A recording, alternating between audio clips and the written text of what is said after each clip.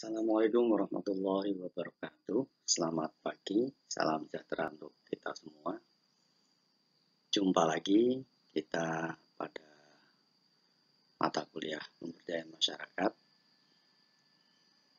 Yang akan kita bahas pada pagi hari ini adalah pemberdayaan masyarakat sebagai pendekatan yang sedang menjadi arus utama. Ini saya kutipkan dari bukunya Sutomo. Jadi bila Anda ingin mempelajarinya secara lengkap, silahkan dicari bukunya.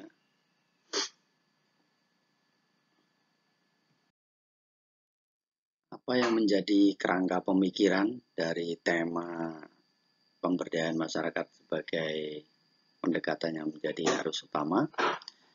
Yang pertama adalah sejak Indonesia merdeka 1945, para founder bangsa ini sudah mulai memikirkan pembangunan nasional yang seperti apa yang akan dilaksanakan oleh bangsa ini. Kemudian karena pada saat itu pendekatannya adalah pendekatan yang menggunakan perspektif pertumbuhan, maka termasuk Indonesia juga akhirnya mengadopsi teori pembangunan atau teori pembangunan yang berdasarkan perspektif dari pertumbuhan.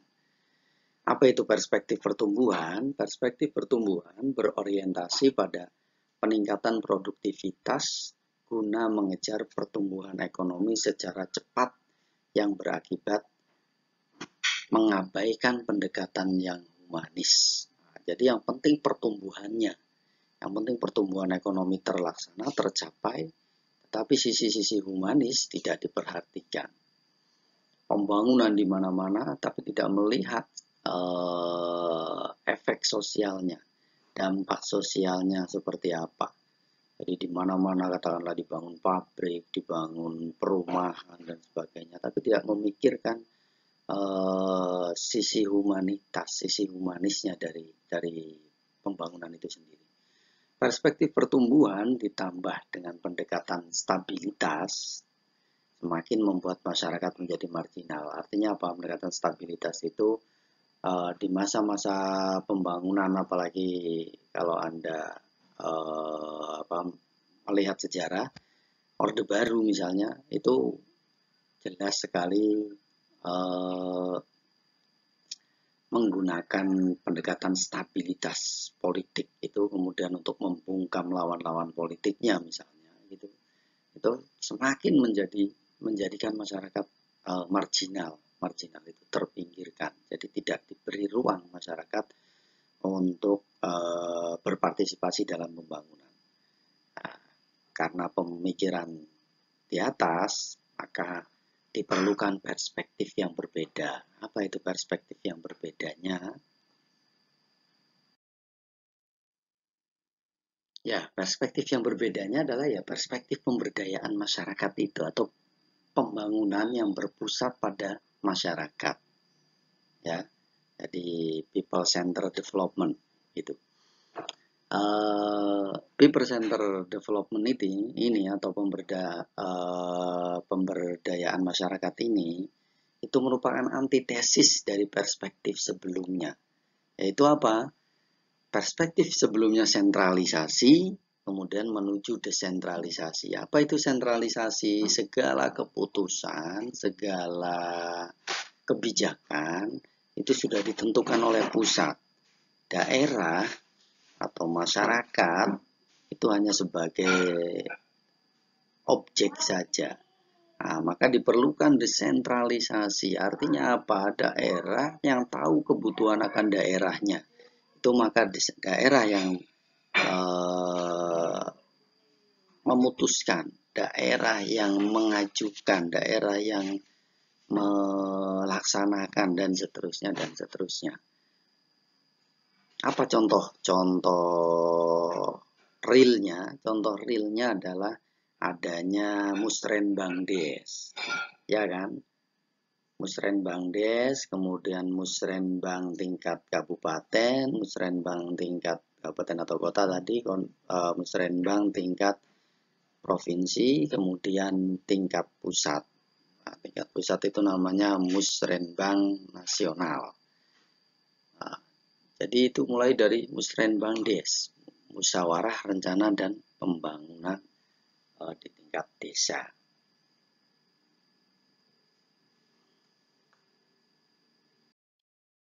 Perspektif yang sebelumnya top down kemudian menjadi bottom up. Apa itu top down? Ya sekali lagi dari pusat, dari atas, ya dari atas ke bawah. Artinya kebijakan itu atau program-program pembangunan itu sudah ditentukan oleh pusat, tinggal daerah dijadikan objek, daerah melaksanakan, daerah menerima saja. Jadi tidak diberi ruang untuk menyampaikan aspirasinya, tidak diberi ruang untuk mengambil keputusannya, dan seterusnya dan seterusnya. Jadi perspektif pemberdayaan masyarakat ini lebih bersifat bottom up dibandingkan dengan top down. Karena bersifat top down, karena bersifat sentralistik, maka kebijakan-kebijakannya cenderung seragam, ya. Karena dari nasional, maka di daerah disampaikan walaupun dengan kondisi daerah yang berbeda-beda, tetapi disamakan karena ini sifatnya nasional begitu. Nah, ini yang kemudian dirubah oleh perspektif pemberdayaan masyarakat, yaitu yang bervariasi lokal. Artinya kebijakan pusat itu harus memperhatikan variasi-variasi lokal. Misalnya apa? Misalnya pembangunan gedung sekolah. Nah, kalau di daerah-daerah yang misalnya rawan gempa, ya itu harus dibangun gedung sekolah yang tidak seperti di Jakarta misalnya, tidak seperti di pusat misalnya, atau tidak seperti di daerah-daerah lain. Karena dia tahu, masyarakatnya tahu bahwa di situ, di rawan gempa itu, di daerah rawan gempa, maka bangunannya adalah misalnya bangunan rumah panggung misalnya. Seperti itu. Itu kan variasi-variasi lokal. Itu salah satu contoh bagaimana variasi lokal ini harus diperhatikan.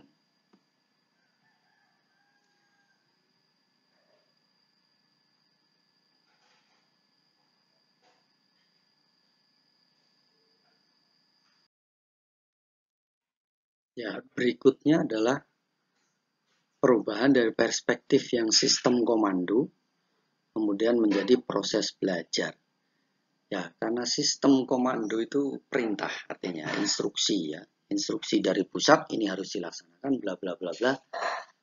Maka masyarakat sebagai objek saat itu ya sudah menerima saja, tidak melalui proses-proses bagaimana menghayatinya, bagaimana awal mula dari program itu, kemudian betulkah ini sesuai minat masyarakat, sesuai kebutuhan masyarakat, dan seterusnya dan seterusnya. Maka yang dirubah dari perspektif ini adalah proses belajar. Jadi program-program atau kegiatan-kegiatan pembangunan itu ya yang merupakan hasil dari proses belajar masyarakat. Setelah sebelumnya diidentifikasi oleh masyarakat itu sendiri, kemudian bagaimana memformulasi, kemudian bagaimana memutuskan bahwa ini harus yang diprioritaskan, kemudian bagaimana ini harus dilaksanakan, dan seterusnya. Itu merupakan proses-proses belajar yang berada di masyarakat. Ya, berikutnya ketergantungan menuju keberlanjutan. Ya, beberapa program-program yang sudah dilaksanakan oleh pemerintah itu semakin memperkuat ketergantungan dari masyarakat. Jadi setelah program itu selesai, ya selesai sudah. Setelah program itu, setelah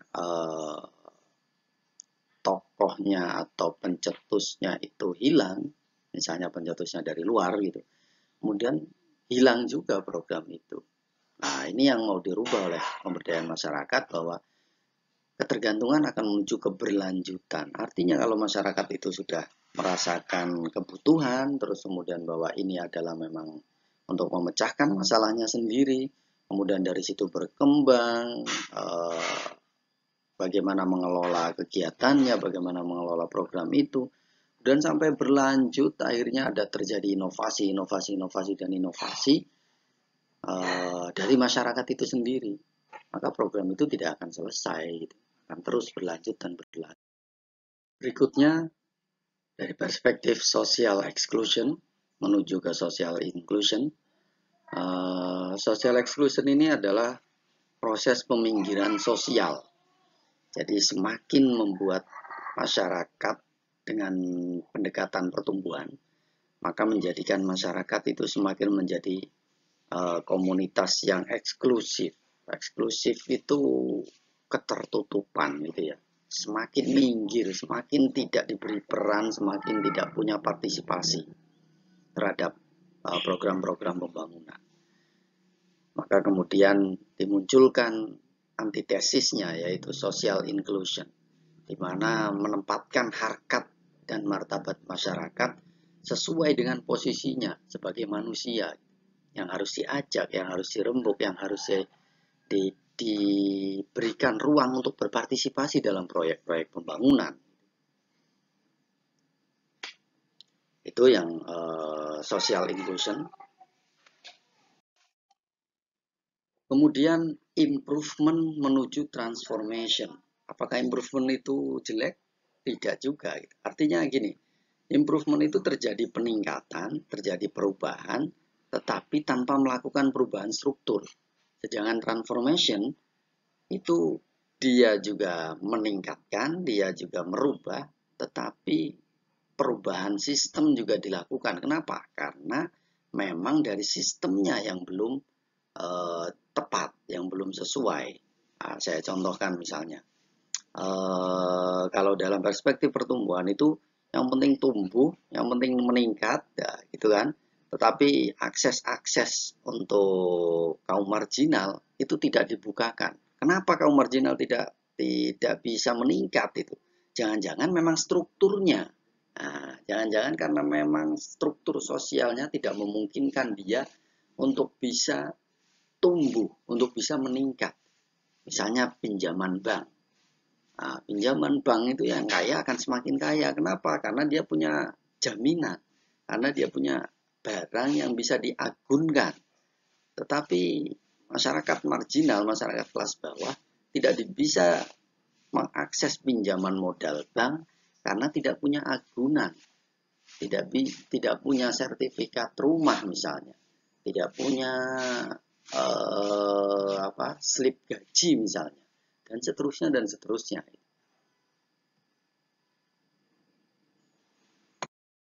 Oke, terima kasih teman-teman semua.